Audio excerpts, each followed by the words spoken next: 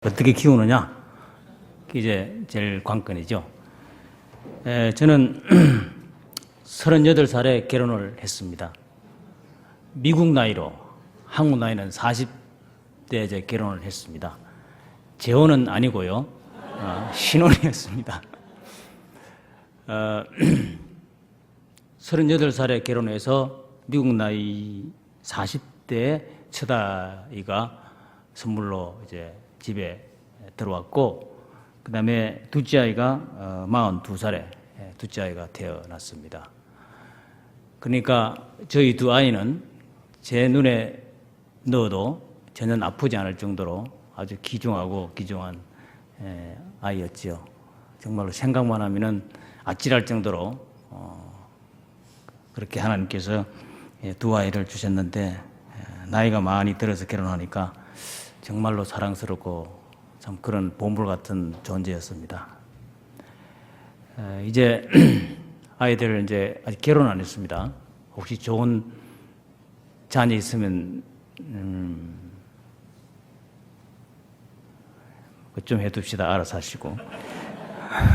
아직 결혼하지 않았는데 지금 27살, 26살, 28살 이렇게 좀 있으면 결혼해야 되는데,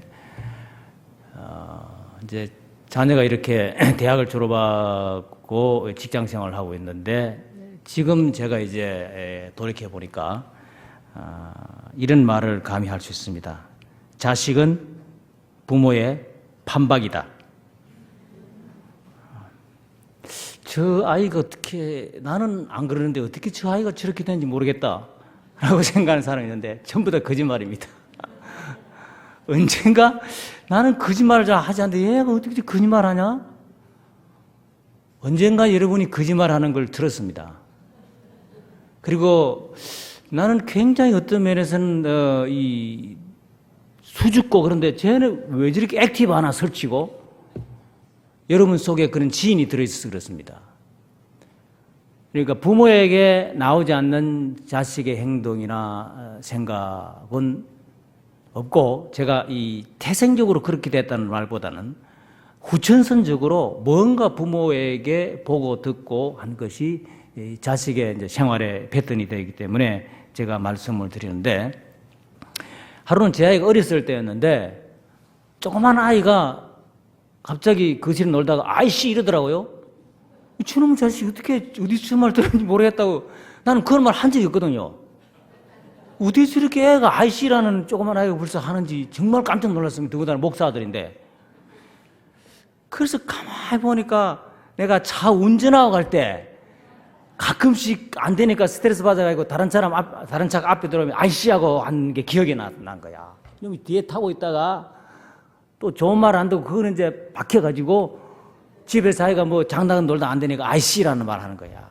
그래서 이게 제 아이가 태생적으로 얻은 게 아니고 내가 저를 훈련시켰구나 하는 생각을 했는데,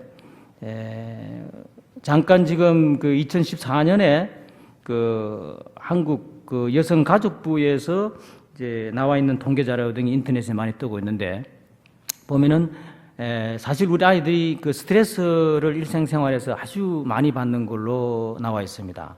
9세에서 24세 청소년 절반이 뭐 통계가 절반이지만 조사할 때 보통 말 안 하는 사람이 많으니까 절반 이상이 항상 스트레스를 받는 걸로 되어 있고, 두 번째가 뭐냐니까 10명 중에 4명이 가출을 한번 했으면 좋겠다 하는 그 통계가 나왔습니다. 10명 중에 4명이 가출을 하고 싶다는 통계가 나왔는데, 이제 여성가족부에서 이 조사한 발표에 의하면 3,000명을 대상으로 9살에서 24살, 주로 청소년기에 있는, 청년기에 있는 사람들을 조사를 했는데, 건강, 사회문화, 가정생활, 뭐 학교, 방과후 활동, 진로, 아르바이트 등 전반적인 걸 실태를 종합 조사를 했는데, 전체 응답자 중에서 58%가 일상생활에서 자주 혹은 가끔 스트레스를 항상 느끼고 있다는 통계가 나왔습니다. 그만큼 이 젊은 아이들이 여러분 자녀들이 여러분이 모르는 가운데 상당히 여러 채널을 통해서 스트레스를 많이 받고 있습니다. 그래서 요즘 우리가 알지도 못하는 전혀 엉뚱한 사건들이 이제 많이 터지고, 특히 요즘은 옛날에는 그 고등학교 학생이 골칫덩어리였는데 요즘은 여러분이 아는 중학생이 이제 완전히 그 중학생, 옛날 우리 나이 때 중학생도 그거는 뭐 사실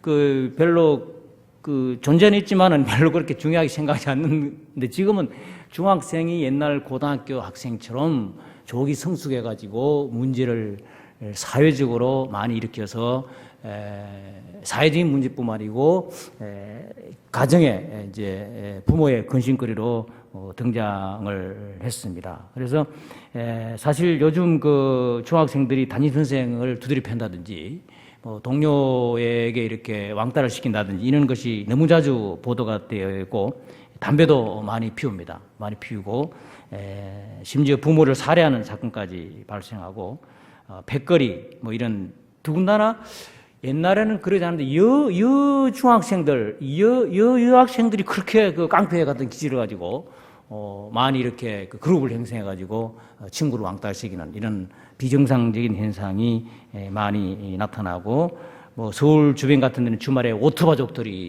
있는데 그 젊은 사람들이 오토바족들이 많이 있는 걸 볼 수 있습니다. 한 번은 내가 거리에 가서 우리 골목에 아이들이 있는데 중학생들이 담배를 피우더라 아들. 그래서 내가 담배를 피운다 이야기를 하니까 아이들이 내한테 그 달려들면서 싸움을 끌어오는데 내가 무수 피했습니다. 아무리 중학생이지만은 그 감당 못해요. 그러니까 어른이고 막무가내야. 자기들이 하는 행동에 대해서 조금만 기분 나쁘면 그걸 사실 참을 수 있는데 애들이 스트레스를 받아가지고 그 말에 그냥 튀어나오는 거야, 애들이. 그리고 어른이고 부모고 동료고 무작위로 그냥 스트레스를 해소를 풀 수밖에 안 되는 이런 이제 기현상적인 이런 현상이 우리 사회에 일어나고, 특히 이제 인터넷을 통해 가지고 무방비 상태 이런 이제 게임이나 이런 게 노출되어 있으니까 그걸 보고 사실 요즘 자녀를 키우기가 굉장히 쉽지가 않습니다. 쉽지가 않고, 여러분이 모르는 가운데 무슨 짓을 하는지 아이들이 전혀 모르는 이런 이제 상황 가운데 애들이 정서가 형성되는 걸 보고 이제 걱정을 하고 있는데,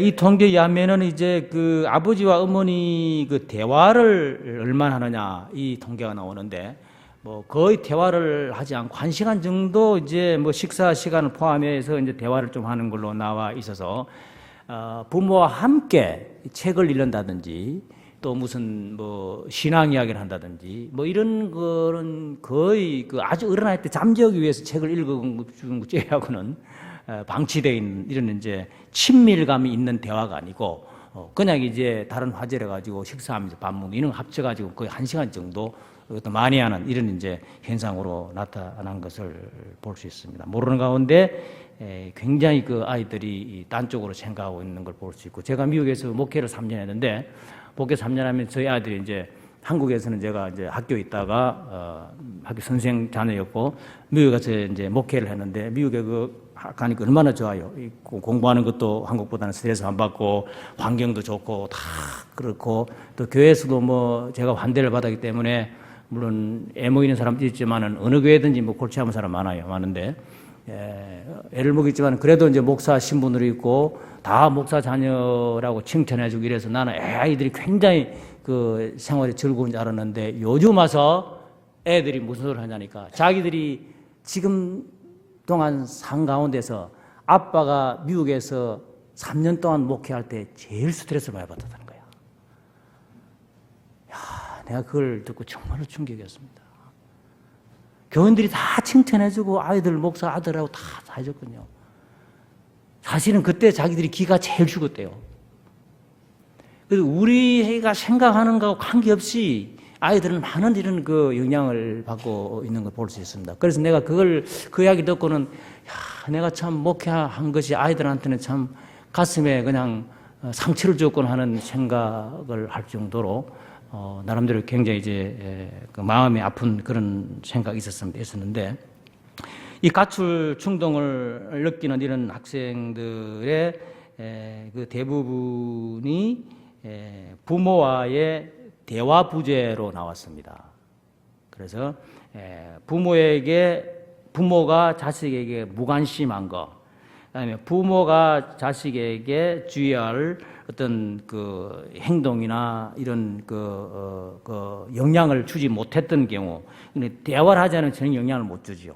그래서 이런 것들이 많이 이제 노출되어 가지고 반대로 해석했는데, 부모하고 대화를 많이 하고 부모하고 가까이 있는 자녀일수록 그 가출이 적고 스트레스를 덜 받고 어떤 면에서 굉장히 이 학생이 건강하게 자라는 통계가 여성가족부에서 나오는데, 그러면 이제 부모가 어떻게 되느냐? 어떻게 되느냐? 제가 설교에 오전에 말씀한 것처럼 그냥 사랑만 하면 되느냐? 부모의 사랑하는 게 뭐냐? 구체적으로 이런 질문을 이제 우리가 하게 됩니다.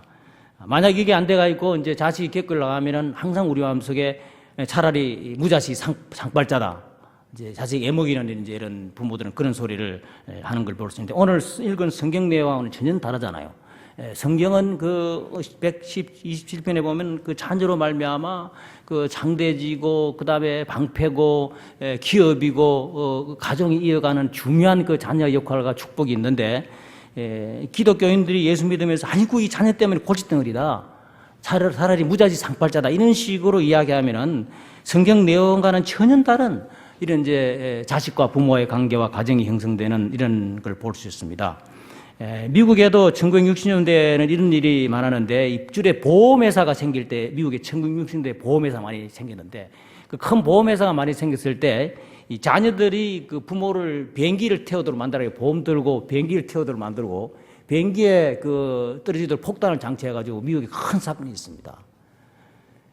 그러니까 이제 이 자녀들과의 부모와의 관계가 이런 그 일이 형성되고 보니까 부모가 자식에 대한 이런 그 실망감도 이어진 이런 상태고, 그다음에 자식들이라는 게 그다음에 이 부모한테 하는 행위 자체가 그 불만이고, 한 번은 제가 그 장례식을 참석했는데, 장례식 참석한 그 식장에 있는 그 상을 당한 사람이 굉장히 부자였습니다. 강남에서 낸노라는 부자인데, 아는 친구인데, 그 부인이 하는 이야기 이런 말 해요. 한 맺힌 목소리로 저놈들이 우리 자식인데 자기 아버지가 다 해줬다는 거예요. 돈이 많아가지고 다 해줬는데 이놈들이 모여가지고 마지막 장례식 때 그 아버지의 그 수의를 입히는데, 그 어머니가 나중에 가보니까 제일 행편없는 싸구려 면을 가지고 수의를 입혀놨다는 거야. 그래서 부모가 이제 장례식장에 싸울 수도 없고 저한테 탈구를 했습니다. 이런 그 자식과의 부모와의 관계가 형성돼, 이게 다 어디서 왔느냐? 무언가 어디에서 자녀가 배우기 때문에 나오지 않았느냐? 그래서 미국에 제가 신학을 공부할 때 그 가족 상담 신학을 들었는데, 그때 그 독일인 교수님 한 분이 이런 이야기가 있습니다. 인간은 이 선천성과 후천성으로 행동화되어지는데, 그 선천성이 중요하지만은 가장 일상생활에서 노출되는 것은 후천성이라는 겁니다. 이 아이가 어디에서 어떻게 하고 무엇을 배웠느냐가 그 아이의 일상생활의 행동 반경을 가름하는 가장 중요한 이그젬플이 된다는 겁니다. 그래서 이분이 하는 이야기가, 아이들이 가정에서 부모한테 배우는 그만큼 아이들이 형성되고 자라고 행동해 간다는 결론을, 오랫동안 자기는 가족 상담 심리학을 전공하고 가족들에게 그 상담을 해주면서 자기가 내린 결론이, 아이들의 과정은 다 부모가 책임져야 한다. 부모가 아이들의 판박이다. 그때는 그 말 배웠습니다. 부모가 아이들이 판박이라는 말을 들었죠. 그 뒤에 제가 이제 그 거창에 있는 거창고등학교에서 교평생활을 5년 했는데, 그때 제가 그 고등학교 아이들 5년 동안 상담하면서 그 후에 이제 그분한테 들은 이야기지만은, 내가 그때 이 거창에서 아이들이 상담할 때 있었던 그게 사실이라는 게 제가 이론을 이제 입증을 했는데, 그 교수한테 그 아이들 학교에서 문제 일으키는 아이들 부모마다 집에서 문제가 안 되는 부모가 한 사람도 없습니다. 그거는 제가 자신 있게 말할 수 있습니다. 5년 동안 있으면서 아이들을 상담했는데요. 이런 겁니다. 한 번은 이제 점심시간이었는데, 우리는 그때 점심시간 때 학교가 이제 그 시내, 읍내에 있기 때문에 조그마한 타운이니까 아이들이 따뜻한 밥을 먹게 올 수 있도록 점심시간에다 내보냈습니다. 시간을 좀 내보내고 밥을 먹고 이제 오면은 오후에 수업할 수 있도록 점심시간에다 풀이 자유였습니다. 운동도 밖으로 나갈 수 있습니다. 아이들이 이제 주변에 하숙집이나 그 다음에 자기 집에 가서 밥을 데워 먹고 오는데 한 번은 5교시째 아니면 점심시간 지나고 5교시째 학생들이 다 들어가는데 저 운동장 구석에 학생 한 놈이 돌아다니면 학교를 안 들어가는 거예요. 운동장에 비빌 돌면서. 그래서 선생님들이 놀라가지고 가보니까 이놈이 술을 이빠이로 먹고 온 거야, 이제. 점심에 나와가지고 밥은 안 먹고 술을 이빠이로 먹고 나와가지고 학교까지 정신이 있어 오기는 왔는데 교신 한데 운동장을 비빌 돌아다니, 이렇게. 그러니까 선생님이 그냥 올라가지고 그때는요, 우리 많이 팼습니다. 나도 사실 많이 팼습니다. 한 60명의 아이들을 줄을 세워놓고 내가 힘이 모자라서 못 팰 정도까지 60명 아이들 다 몽둥이를 팼습니다, 그때는. 우리는 다 맞고 큰 사람들이에요. 요즘 팼다가는 온 한국 삼천리 동포들은 야단이지만은 그때는 많이 팼습니다. 정말로 많이 팼고 지금 생각하니까 우리가 너무 큰 죄를 지었어요. 그래도 이제 잘 자라고 있는데 굉장히 많이 팼습니다. 그러니까 교무실에 와서 이놈 매 타자 그랬죠, 선생님들이. 어떻게 이놈이 낮에 감히 술을 먹었으면 가만히 있을 거지 학교까지 와서 운동장 돌아줄 수 있냐고. 당시에 있을 수 없는 이야기야. 대학 감이고.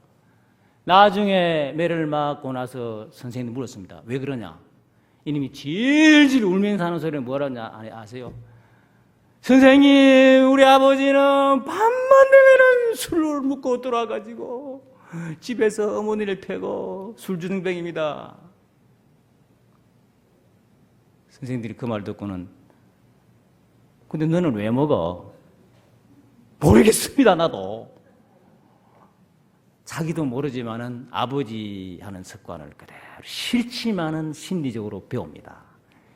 상담학에서 싫지만은 좋지 않지만은 답습하는 그런 그 습관이 있습니다. 아버지 하는 게 그렇게 밉지만은 따라하는 겁니다.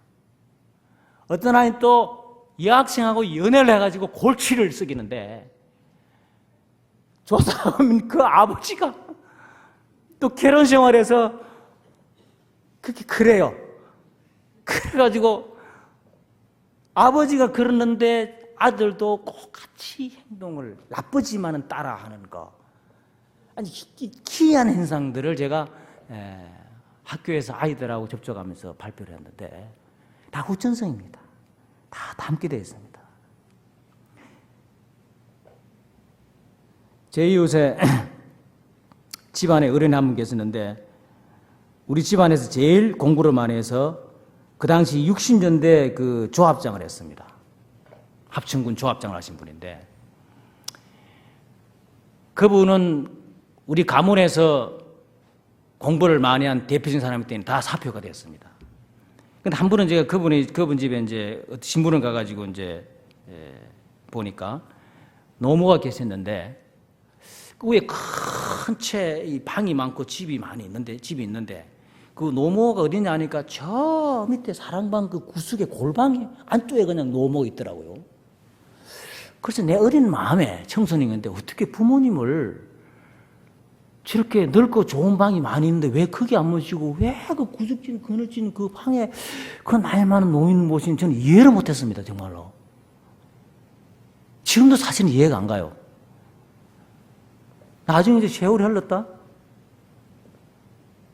나도 이제 어른이 돼가지고 그 아들이 나와 비슷한 아들이 있는데 그 아들이 보니까 옛날에 그 아버지를 자기 어머니가 있던 골방에 그대로 넣어가지고 거기에서 돌아가시도록 만들더라고요.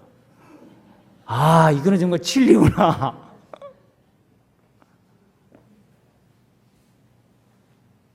여러분, 자식을 사랑만 해서 되는 줄 아세요?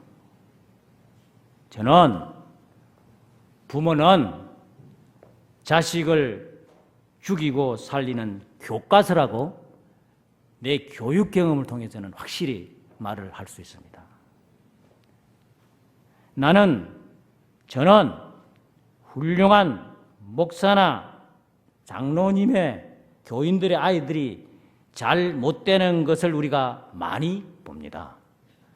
최근에도 어떤 책이 하나 나와가지고 그 훌륭하신 아버지의 모습을 그리면서 지금 대한민국에 있는 제대로 어느 정도 지식성 있는 사람 다 알고 여러분도 많이 알려져 있지만은 왜 그 자식이 훌륭한 모든 사람이 객관적으로 가장 존경하는 분 한 분인 그 지도자의 뒷모습이 그렇게 묘사되는지 자식을 통해서 나온 글인데 많은 사람이 반박하고 의심을 하지만은 저는 그렇게 생각하지 않습니다. 그분이 훌륭한 면이 많이 있지만은 문제는 이겁니다.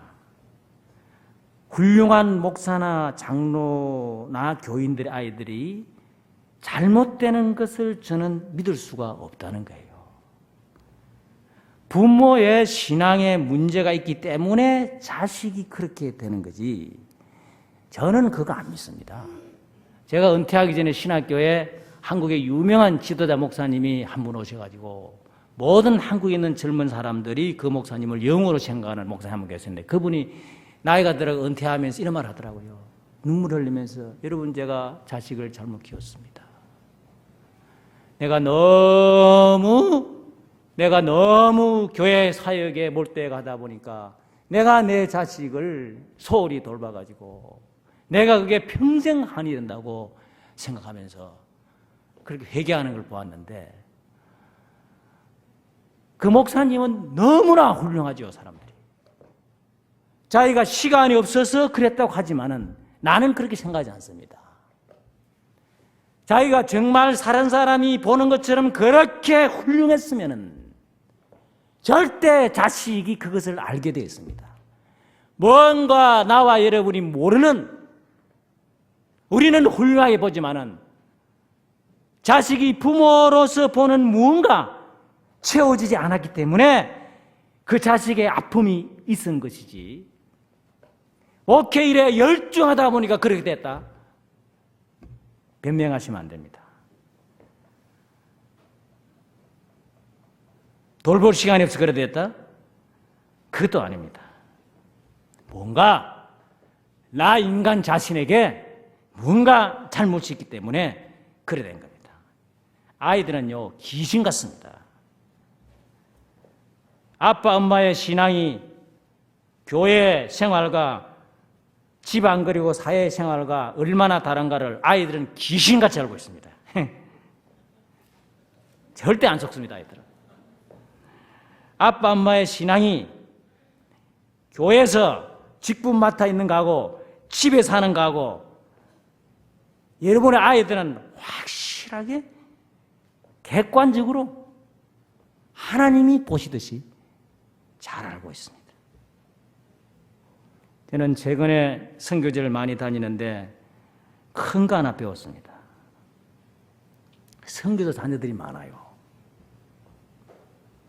선교사 자녀들이니까 환경이 좋지가 않습니다. 남의 나라에 가가지고 어릴 때부터 다민족하고 살아야 되지요. 그러니까 지금 외국 노동자들이 한국 와서 지금 우리나라 사람하고 섞여서 학교하는 것처럼 왕따라 나오고 쉽지가 않아요. 적응하는데. 그런데 그런 가운데서도 어떤 선교사 자녀들은 아주 건강하게 굉장히 잘 자란 아이들이 꽤 있습니다. 그런 아이들은 누구냐니까 그 부모가 불철주야로 선교하러 돌아다니는데 그래도 관계없이 아이들은 잘 자라더라고요. 왜냐니까 아이들이 부모가 바빠서 자기들 돌보지 않아도 부모의 하는 일에 대해서 아이들이 알고 부모가 어떤 심정과 영성을 가지고 있는 걸 아이들이 알기 때문에 도리 아이들이 부모를 도와주고 감사하게 생각하지 절대 그것 때문에 불평하지 않습니다.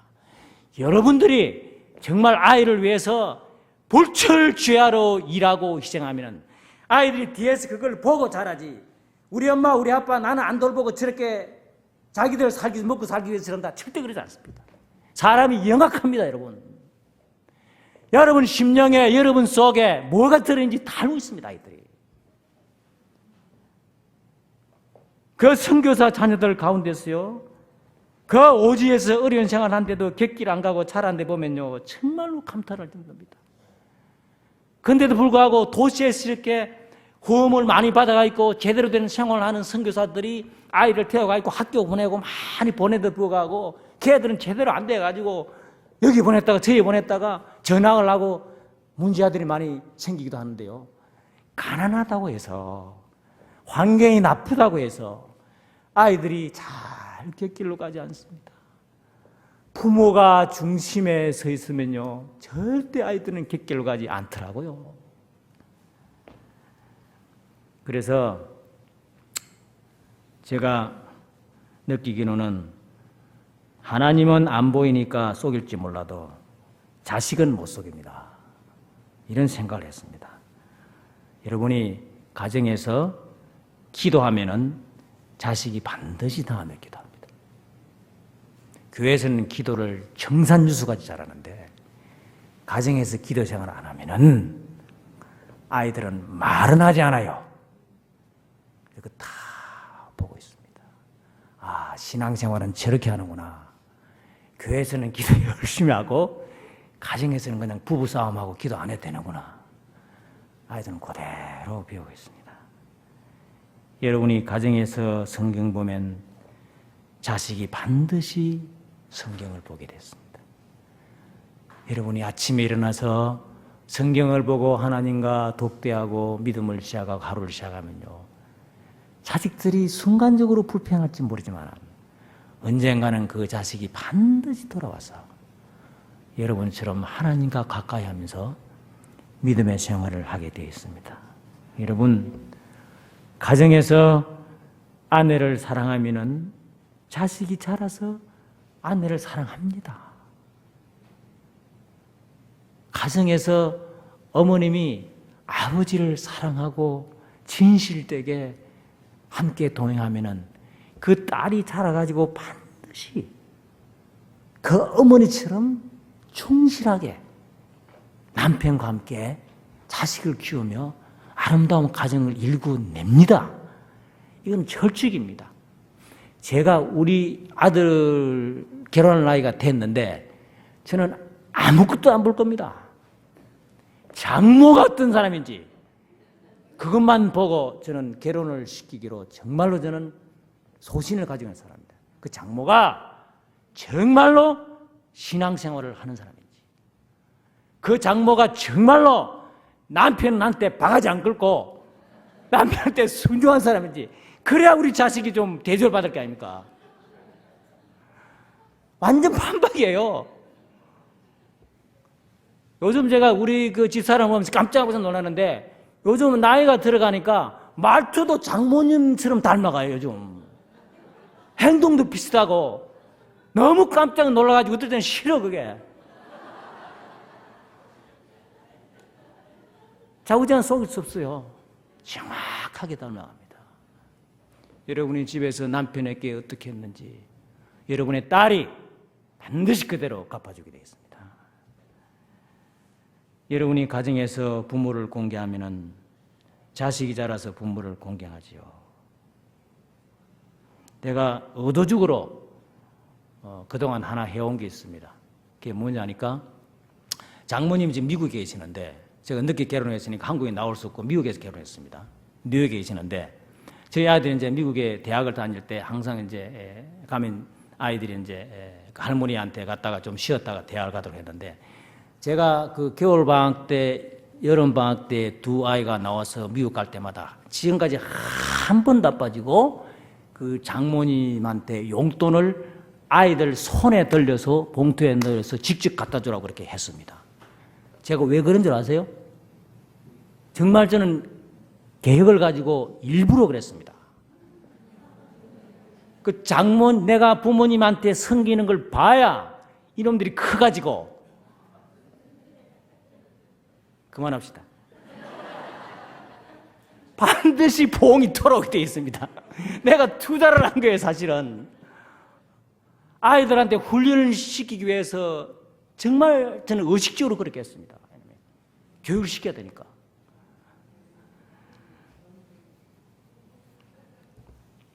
여러분의 인격이 가정에서 부실하면 자식의 인격도 부실하고요. 그래서 성경에도 아이들이 부모를 보고 자라기 때문에 아비의 훈계와 어머니의 법을 배우라고 구약에 계속해서 다지고 말하는데, 잠언 1절에서 8절 9절에 보면, 1장 8절 9절에 보면요, 내 아들아 내 아비의 훈계를 들으며 어미의 법을 떠나지 말라. 이는 내 머리에 아름다운 간이요 내 목에 금사슬이니라. 이렇게 되어 있습니다. 그러니까 아비의 훈계와 어미의 법이 아이를 키우는데 시금석이었습니다. 그러니까 부모 중에 아버지와 아들이 가정에 그 아내가 가정에서 어떻게 아이들에게 가르치고 대하느냐에 따라서 아이들이 그대로 답습하기 때문에 그분들의 가르침과 그분들의 행동이 너희의 아름다운 간이고 너희 인생의 아름다운 금사슬이라고 표현할 정도로 가정 교육을 시켰습니다.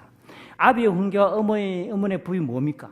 왜 이것들이 자식의 머리에 아름다운 간이고 목이 되고 목에 금사슬이 됩니까? 1장 7절에 보면 아비의 훈계와 어머니의 법은 결국 여호와를 경외하는 것으로 연결되기 때문에 신앙생활을 하고 신앙을 믿는 사람들은 누구보다도 여호와를 경외하는 것이 지식의 근본인데, 미련한 자는 지혜와 훈계를 멸시하는, 이 지혜와 훈계가 뭐냐니까 아비의 훈계와 어머니의 교훈입니다. 구약에서 철저하게 가정을 세워서 가정을 통해서 아이들이 교육시키는 것이 너무나 중요했습니다. 미국에 오래전에 이제 통계가 하나 나오는데, 미국의 한 통계학자가 이 그 가정에서 엄주의 그 유무가 얼마나, 부모의 이런 유무가 얼마나 삶에 느끼는가를 이제 제가 논문 쓰는데 이걸 조사를 해서 내가 통계를 냈는데, 이 통계에 의하면은 약 5년간에 걸쳐서 수십 명의 전문가와 중앙 및 지방 공무원들이 동원되어서 작성한 건데, 술을 절제하지 못하고 많이 마시며 흉악한 삶을 살다가 죽은 그 부모의 자손 800명에 대한 조사를 했는데, 그 800명들이 재수 7명, 강도 노릇한 사람 60명, 각종 다른 죄 짓고 감옥 간 사람 224명, 거지와 극빈자가 150명, 그 다음에 양로원 거주하는 사람이 160명, 그 다음에 매헌부 하는 사람이 199명, 그리고 정당한 직업을 가지고 사는 사람은 20명에 불과했습니다. 800명 가운데서. 반대로 금주하며 착실한 신앙생활을 했던 성도의 자손 700명에 대해서 조사를 했습니다.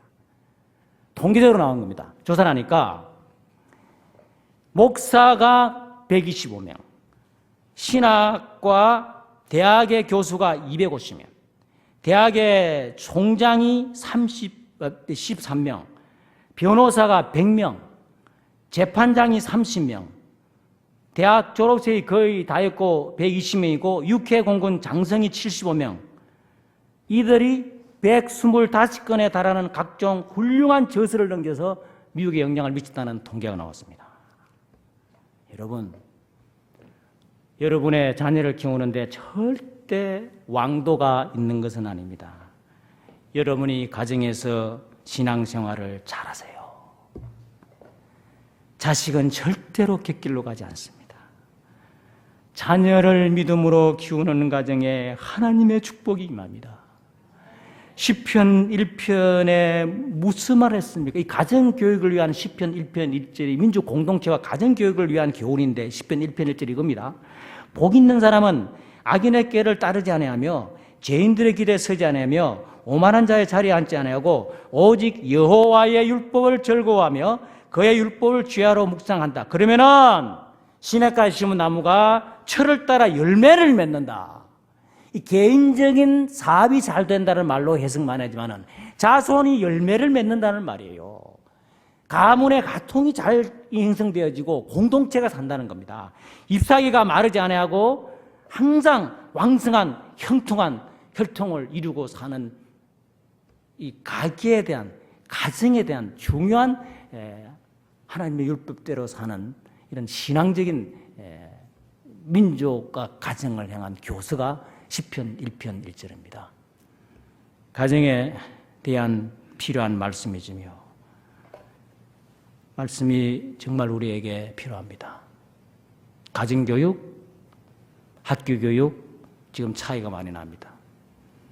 대안학교 많이 생겼습니다. 여러 학교에 외국 프로그램 들어와서 학생들도 외국에 보냅니다. 그러나 가장 여러분의 자녀가 평생 동안에 살고 평생 동안에 여러분의 자녀가 자라는 자양분은 여러분에게서 나옵니다. 그래서 여러분이 자녀를 키울 때에 정말로 하나님 앞에서 믿음으로, 기도로, 말씀으로, 삶을 통해서 보여주면은 그 자식은 절대로 깃길을 가지 않고 잘 자라게 되어 있습니다. 정말로 잘 자라게 됐습니다. 제가 지금 자녀를 넣어서 키우면 잘 키우겠어요. 이제야 깨달았습니다. 나의 부족한 게 자식한테 다 있어 보니까, 나의 나쁜 습관이 자식한테 다 있어 보니까, 이놈들이 다 컸는데, 한 번은 미국 공부하다 한국에 왔는데 TV를 집에서 보는데, 아니 다 큰 놈이 둘이 앉아가지고 콧구멍을 후비후비 이렇게. 그 쟤들 왜 저렇게 저 습관을 가지고 있나 보니까 내가 콧구멍을 많이 후 거야 그동안에. 시골 자라가지고 먼지가 많으니까 콧구멍을 많이 후비잖아요. 벗어날 수가 없어요, 여러분. 정말 하나님 믿음 생활 잘하시고, 잘하시면 자녀가 잘 됩니다. 자식은 나의 판박이다. 따라하세요. 자식은 나의 판박이다. 자신이 없으신 모양인데요. 자식은 나의 판박이다. 기도하겠습니다. 하나님 아버지, 교과서가 어디 있습니까? 자식을 키우는데 다른 교과서가 있습니까? 제가 자식의 교과서입니다. 자식을 저희들에게 주셨는데 내가 엉뚱한 짓을 하고 자식을 탓합니다. 내가 누우면 자식이 눕고, 내가 넘어지면 자식이 넘어지고, 내가 거짓말하면 자식이 거짓말합니다. 내가 말씀 안 보면 자식은 말씀을 등한시하고, 기도하지 않으면 자식은 절대 기도하지 않습니다. 하나님이 주신 귀한 우리 아들, 딸들 최선을 다해서 앞으로 주님 안에서 충실하게 믿음으로 키워서 이들이 사회에서, 교회에서 하나님의 사람이 되어서 큰 영광을 올려드리고 귀한 기둥으로 자랄 수 있도록 하나님 나를 먼저 복종케 해주시고, 나를 하나님께서 신앙인으로 참부모로 다듬어 주시옵소서. 그래야 우리 가정이 제대로 되고, 그래야 내가 사는 삶의 터전이 자식들에게 물려줄 수가 있습니다. 주님께서 영광을 거두어 주시옵소서. 감사하고 예수님 이름으로 기도합니다. 아멘.